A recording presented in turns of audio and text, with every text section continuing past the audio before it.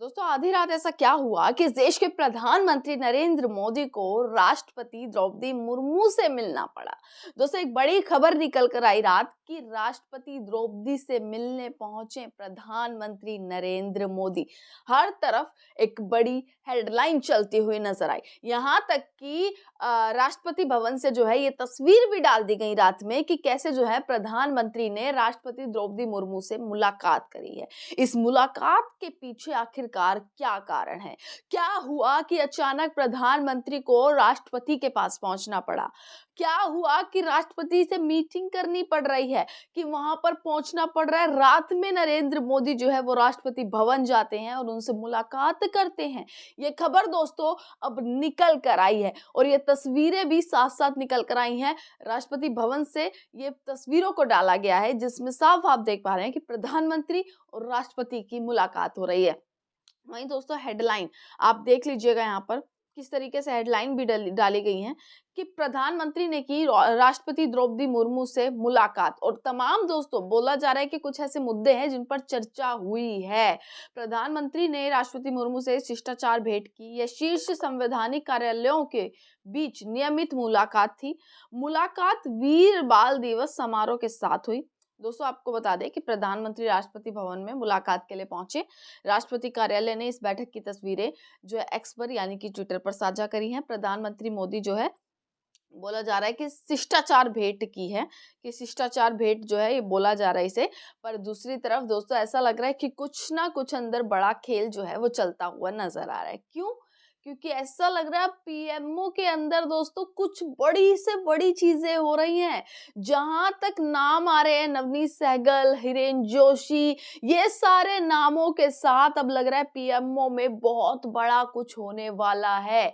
PMO में जो तमाम चीजें आपको मैं बता दूं, पवन खेड़ा ने एक बहुत बड़ा खुलासा किया है। आपको मैं आगे इस वीडियो में पवन खेड़ा का वो खुलासा भी बताऊंगी। उसी के साथ दोस्तों हिरेन जोशी जिनका नाम तमाम दिनों से चल रहा था कि कैसे हिरेन जोशी बिल्कुल कहती हूँ कि इतने सबसे बड़े संपादक हिरेन जोशी जो कि अलग-अलग सारे चैनलों को सुबह-सुबह ही बता देते थे। मतलब सारे ये बोला जाता है इतनी पावर इनके पास थी कि सारे चैनल दोस्तों इनकी मुट्ठी में। सारे एंकर्स तक इनके फ़ोन सुबह चले जाते थे कि देखिए उन्हें क्या चलाना है, क्या उन्हें राहुल गांधी के बारे में बताना है, क्या उन्हें मोदी जी के बारे में चलाना है, इतनी पावर इनके पास थी। पर उसके बाद दोस्तों नवनीत सहगल का नाम आ रहा है। अब उसको लेकर पीएमओ में कैसे उनकी एंट्री होती जा रही है धीरे-धीरे और कैसे ये पूरा बड़ा एक बहुत बड़ा खेल है जो अभी पीएमओ के अंदर चल रहा है। बहुत बड़ी चीजें हैं जिसका खुलासा पवन खेड़ा ने किया है। वो वीडियो, वो प्रेस कॉन्फ्रेंस पवन खेड़ा ने कल करी है, वो मैं आपको दिखाती हूँ।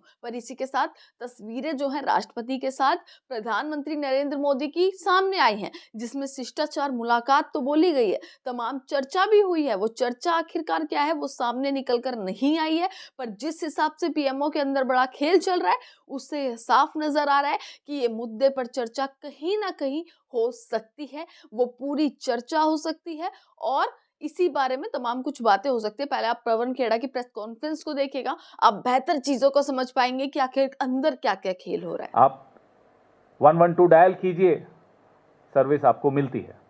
ये जो 112 है ये 112 करोड़ का घपला एक ऐसे व्यक्ति द्वारा जो प्रधानमंत्री कार्यालय के बहुत नजदीक, जो उत्तर प्रदेश के मुख्यमंत्री का प्रिय, देश के प्रधानमंत्री का प्रिय और देश के प्रधानमंत्री के कार्यालय में जिस हिरण की मैं बात कर रहा हूं उनका तो बहुत ही ज्यादा प्रिय नाम है नवनीत सहगल। अब ये नवनीत सहगल जी जो हैं कैसे उत्तर प्रदेश के भीतर भ्रष्टाचार के किंग पिन बनकर काम कर रहे थे, इसका खुलासा हाल ही में एक पोर्टल ने किया।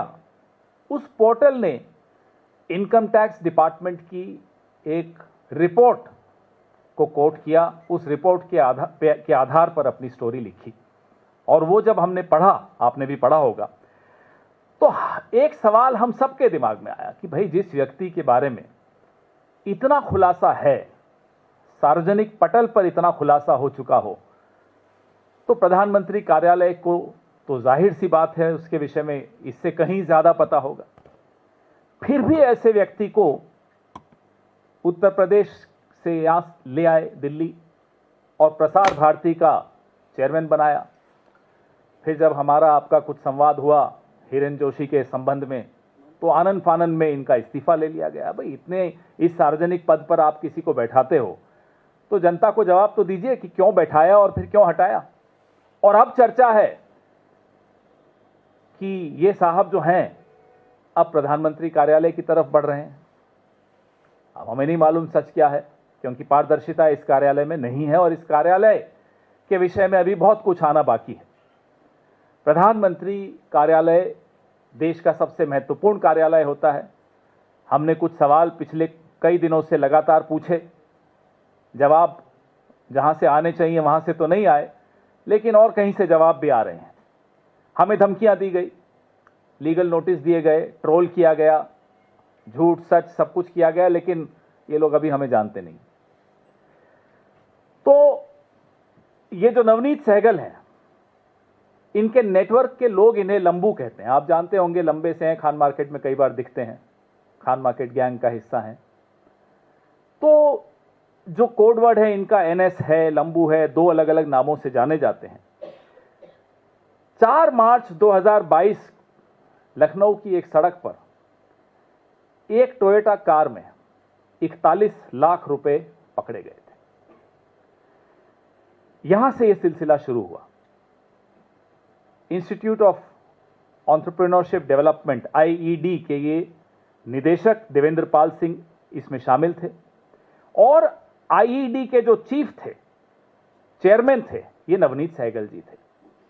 घर से भी 4 करोड़ मिले, ये सब हुआ। मालूम पड़ा कि इनकम टैक्स विभाग ने जब इन्वेस्टिगेशन शुरू की, जांच शुरू की, तो पता चला कि कई कड़ियां जुड़ी और एक कैश का सिस्टम चल रहा था, कट का, कमीशन का सिस्टम चल रहा था, जिसमें सरकारी योजनाओं का 30% हिस्सा नकदी में वापस वसूला जाता था। 2019 से 22 के बीच में यूपी की ऐसी योजनाओं में 112 करोड़, इसलिए मैं इसका नाम 112 स्कैम अप 112 रखा है, के नकदी घोटाले की गोपनीय फाइल आयकर विभाग ने तैयार की, पूरी इन्वेस्टिगेशन की। इसमें ओडीओपी और विश्वकर्मा श्रम सम्मान जैसी योजनाओं के जरिए आईईडी से 65 करोड़ की लूट हुई और सबसे बड़ा हिस्सा श्रीमान नवनीत सहगल को गया इस रिपोर्ट के मुताबिक। मैं ये बार बार कह रहा हूं इस रिपोर्ट के मुताबिक, क्योंकि ये 2 मिनट में 100 करोड़ का नोटिस भेजते हैं। खैर, डरते नहीं हैं, भेजें। टूल किट और ट्रेनिंग प्रोग्राम्स के नाम पर यह रिश्वत थी। बड़ा हिस्सा नवनीत सहगल को मिला जो चेयरमैन थे। नकदी की डिलीवरी अलग अलग एजेंट्स के माध्यम से, कभी लखनऊ, कभी कानपुर, कभी नोएडा, कभी ग्रेटर नोएडा, कभी दिल्ली, अलग अलग जगह से ये उसकी वसूली करते थे। यही मॉडल यूपी कॉन में भी दोहराया गया, जहां 46 करोड़ रुपए इन्हीं योजनाओं से गबन किया गया। दिसंबर 2022 में आयकर विभाग ने यह रिपोर्ट यूपी सरकार को भेजी और लोकायुक्त को भेजी, और लोकायुक्त कहते हैं साहब हमें रिपोर्ट नहीं मिली।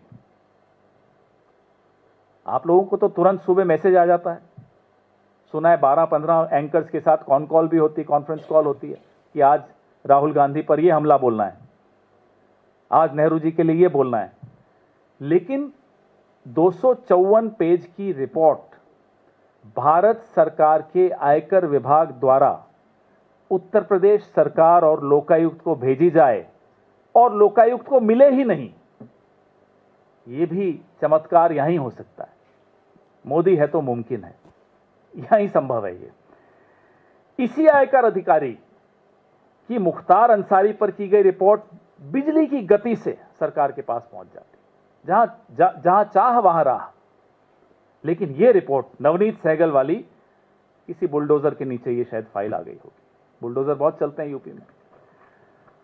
आगे की बेशर्मी देखिए, जिस घोटाले की जांच होनी चाहिए थी, जिसको प्रदेश में भ्रष्टाचार के प्रसार के लिए कटघरे में खड़ा करना चाहिए था, उसको रिटायरमेंट के कुछ दिनों में बाइज्जत आप लोगों पे कंट्रोल करने के लिए, आप लोगों में से कुछ हमारे साथी हैं जिनको करोड़ों की सैलरी पे अपॉइंट करने का काम दिया गया, प्रसार भारती का चेयरमैन बनाया गया। यहां भी खैर काफी कांड हैं, यहां की बातें और कभी बताएंगे आपको क्या क्या हुआ। तो जो ये डबल इंजन की सरकार है, उसका एक पिस्टन है, वो पिस्टन ये नवनीत सहगल थे। अब इससे ही साबित होता है, महत्वपूर्ण थे। पिस्टन तो हर इंजन का बहुत महत्वपूर्ण हिस्सा होता है। लखनऊ में भी ये महत्वपूर्ण पिस्टन थे और दिल्ली में भी महत्वपूर्ण पिस्टन रहे हैं। अब क्यों हटाया हमें नहीं मालूम, और वापस क्यों बुला रहे हैं, अगर बुला रहे हैं तो हमें नहीं मालूम। ये अब आप पता लगाइए कि क्यों पीएमओ और सीएमओ सब इन पर मेहरबान। अब पीएमओ में क्या चल रहा है, ये कितना जानते हैं, कितना उसका हिस्सेदारी इनकी थी, क्या ऐप चल रही है, बहुत पात्र हैं। पीएमओ की कहानी लंबी है, बहुत जल्दी हम परतें खोल रहे हैं उसकी, क्योंकि अभी बहुत इंफॉर्मेशन आ रही है। ऐप में किसके परिवार के कौन लोग शामिल थे, बॉलीवुड के कितने लोग इस पूरे पीएमओ के प्रकरण में जुड़े हुए हैं, कितने उद्योगपति जुड़े हुए हैं, लंदन के, दिल्ली के, इंडिया के, अनेक सवाल हैं। लेकिन इन तमाम सवालों में कुछ कड़ियां कॉमन हैं। नवनीत सहगल उनमें से एक हैं। सबसे बड़ी जो भूमिका, जो सबसे बड़ा पात्र इस पूरे प्रकरण में, इस जंगल बुक में है, वो तो मैं आपको बता ही रहा हूं, हिरेन जोशी हैं। अभी हमें नहीं मालूम वो अंदर हैं बाहर हैं, आपको ज्यादा मालूम होगा। कहते हैं आपके पास आजकल मैसेज कम आ रहे हैं, मिस कर रहे होगे आप उन्हें। लेकिन जब ये परतें और खुलेंगी, ये देश हैरान हो जाएगा कि इस देश का सबसे बड़ा राजनीतिक कार्यालय किस तरह के लोगों के कब्जे में आ चुका है।